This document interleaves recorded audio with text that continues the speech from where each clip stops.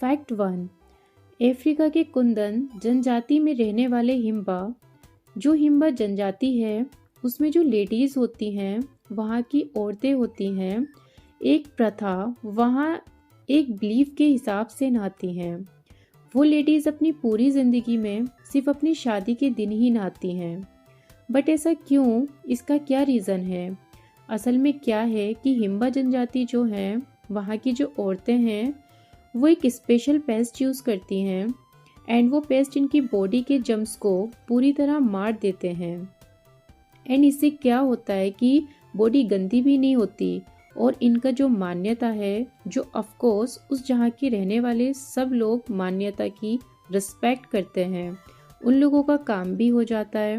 Fact 2। कितनी amazing बात है ना, जब आप किसी चीज़ को जहाज़ से शिप करते हो तो उसे बोलते हैं कार्गो, और जब आप किसी चीज़ को कार से ट्रांसफ़र करते हो तो उसे बोलते हैं शिपमेंट।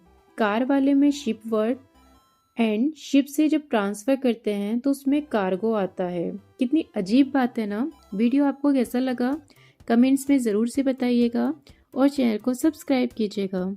बहुत सारे इम्पोर्टेंट टाइम्स में से जब लड़ाई झगड़े होते हैं देशों के बीच, तब पता है जो इम्पोर्टेंट मॉन्यूमेंट जैसे ताजमहल है, बहुत कुछ फेस किया है। इतने साल पहले से वो इतनी जंग को फेस करता आ रहा है, तो जब जंग होती है उसमें तो ताजमहल रिस्क पर रहता है दुश्मनों से। तो इसी से प्रोटेक्ट करने के लिए ये इमेज देखो, ये तब का इमेज है जब ये बेंस खुल रहा था।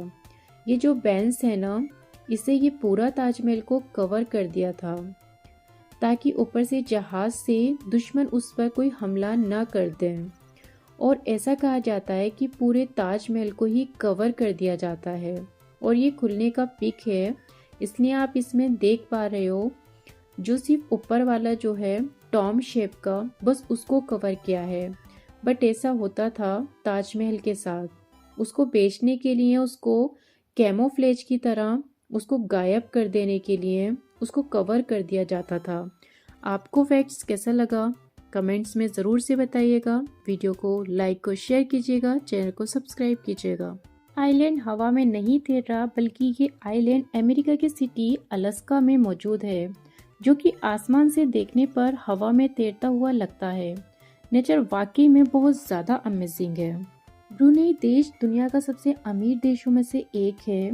ब्रुनेई के सुल्तान के शौक भी निराले हैं, क्योंकि ये उनकी गैरेज की एक तस्वीर है, जिसे दुनिया की सबसे बड़ी गाड़ियों की कलेक्शन भी कहा जाता है, क्योंकि यहाँ पर 7,000 गाड़ियाँ पार्किंग के अंदर मौजूद हैं, जो दुनिया की महंगी से महंगी और लग्जरी गाड़ियाँ हैं, जिनके अंदर मशहूर ब्रांड जैसे कि बेंटले, रोल्स रॉयस, फरारी और लैम्बोर्गिनी वगैरह शामिल हैं। स्वीडन एक ऐसा मुल्क है जहाँ दुनिया के सबसे ज़्यादा आइलैंड मौजूद हैं।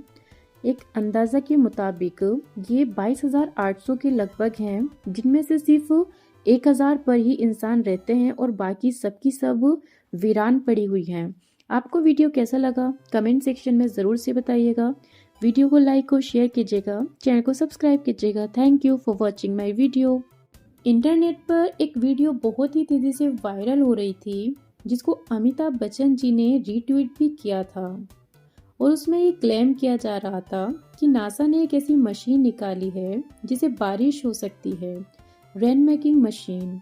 और अमिताभ बच्चन जी ने कहा था ये मशीन हम लोगों को इंडिया में भी चाहिए। बट सच्चाई ये है कि नासा का एक इंजन टेस्टिंग था, जो कि स्टेनिस स्पेस सेंटर मिसिसिपी में है, और उस इंजन की गैसेस बाहर निकल रही थी। टेस्टिंग के टाइम इंजन लिक्विड हाइड्रोजन और ऑक्सीजन को बर्न कर रहा था, एंड जब हाइड्रोजन और ऑक्सीजन कंबाइन होते हैं तो ये H2O यानी वाटर निकलता है। उस इंजन से जो भी निकला था वो आसपास के शहर में जाकर बारिश बन के नीचे आया था। मतलब ये एक तरह का रेन मशीन तो है, बट वो रेन वेस्ट रेन के रूप में थी, और ये कभी एफिशिएंट मशीन नहीं बन सकती, क्योंकि उतना फ्यूल लगा के थोड़ा सा रेन कराएंगे तो फ़ायदा क्या होगा, उससे ज़्यादा पॉल्यूशन हो जाएगा।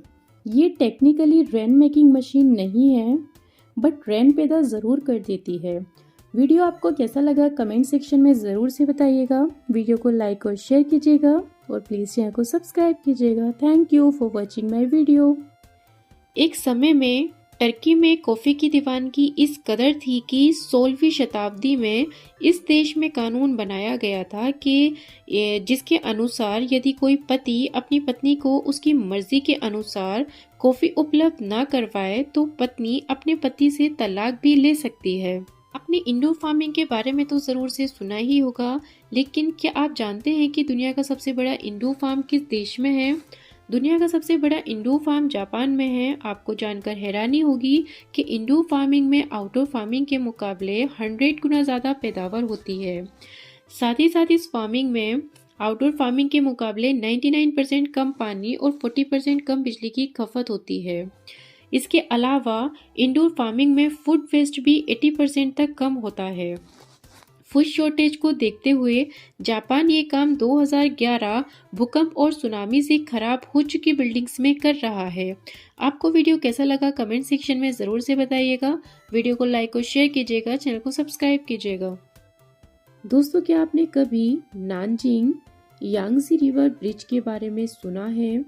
सुसाइड स्पॉट के नाम से बदनाम इस जगह से हर साल हजारों लोग कूदकर अपनी जान दे देते हैं। इस सुसाइड साइट पर चेंसी नाम का एक आदमी रहता है, लोगों को सुसाइड करने से रोकता है और उनकी जान बचाता है। और आपकी जानकारी के लिए बता दूं कि अब तक इन्होंने 321 से ज़्यादा लोगों को इस ब्रिज से कूदने से रोका है और कई लोगों को ब्रिज से नीचे कूद जाने के बाद भी बचाया है। आपने अक्सर देखा होगा जब दो सेलर्स के बीच कंपटीशन की बात आती है तो उनमें से एक दूसरे को कॉम्पीट करने के लिए सेलिंग प्रोडक्ट्स की कीमत कम कर देते हैं और ये चीज़ उनके लिए फ़ायदेमंद भी साबित होती है।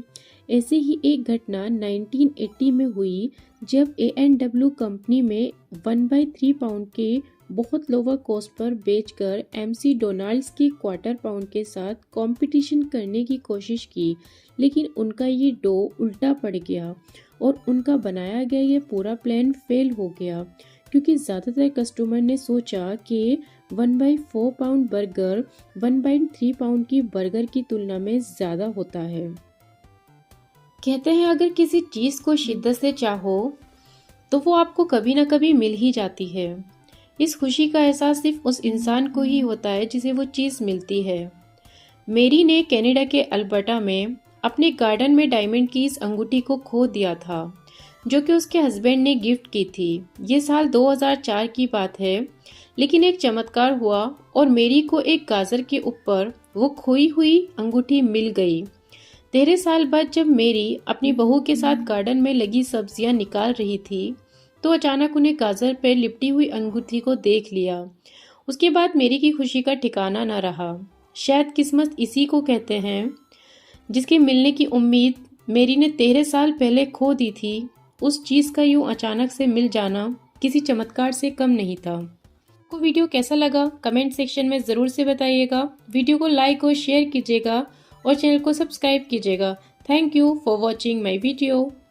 क्या आपको पता है गूज़बम्प्स क्यों आते हैं या फिर रोंगटे क्यों खड़े होते हैं? असल में इसके पीछे साइंटिफिक रीज़न है जिसे हम कहते हैं इवोल्यूशन। जितनी भी इस दुनिया में स्पीशीज़ हैं सब चाहती हैं कि वो सरवाइव करें और दुनिया में जिएं। ये हर लिविंग का साइंटिफिक गोल होता है, अब चाहे वो इंसान हो या जानवर। चलिए इसे एक एग्जाम्पल से समझते हैं। मान लीजिए एक बिल्ली है, उस पर कोई अटैक करने आ जाए जैसे कि वॉल्फ, तो क्या होगा कि बिल्ली डर जाएगी और गूज़बम्प्स आ जाएंगे, यानी कि उसकी बॉडी के सारे बाल खड़े हो जाएंगे और वो डरावनी दिखेगी ताकि वो सरवाइव कर सके और डोमिनेंट दिख सके, ताकि उसे एनिमी अप्रोच ना कर सके। यही होता है इंसानों के साथ। अगर हम इवोल्यूशन की माने तो पहले ना इंसान बंदर हुआ करते थे जिनकी बॉडी पे बहुत ज़्यादा बाल होते थे। जैसे जैसे इवोल्यूशन होता गया बाल खत्म होते गए, लेकिन गूज़बम्प्स का सिस्टम चलता रहा। जब हम हॉरर मूवी देखते हैं तो हमारी बॉडी फील करती है कि वो खतरे में है, जिसकी वजह से एड्रिनल ग्लैंड का एड्रेनलिन नाम का एक हार्मोन प्रोड्यूस होता है। स्किन के नीचे की मसल्स को कॉन्ट्रैक्ट कर देना, जिस वजह से स्किन के बाल खड़े हो जाते हैं। इसका मतलब ये हुआ कि गूज़बम्प्स तब आते हैं जब बॉडी फील करती है कि वो खतरे में है। और जो सर्दियों में गूज़बम्प्स आते हैं वो इसलिए आते हैं क्योंकि इंसानों का इवोल्यूशन नहीं हुआ था, तब बॉडी पर बहुत बड़े बड़े बाल हुआ करते थे और वो सर्दी लगने से खड़े हो जाते थे ताकि गर्म हवा को ट्रैप कर सकें। लेकिन इवोल्यूशन के साथ साथ बाल खत्म हो गए, बट गूज़बम्प्स का सिस्टम आज भी कायम है। और जब हम म्यूजिक सुनते हैं तब जो गूज़बम्प्स आते हैं वो इसलिए आते हैं क्योंकि म्यूजिक हमारी इमोशंस को डीपली ट्रिगर करता है, जिस वजह से ब्रेन को लगता है कि इतनी अनयूजुअल इमोशंस क्यों डेवलप हो रहे हैं, शायद कुछ गड़बड़ है, इसलिए वो fight and flight hormone release कर देता है, जिसे हमारी बॉडी में गूज़बम्प्स शुरू हो जाते हैं।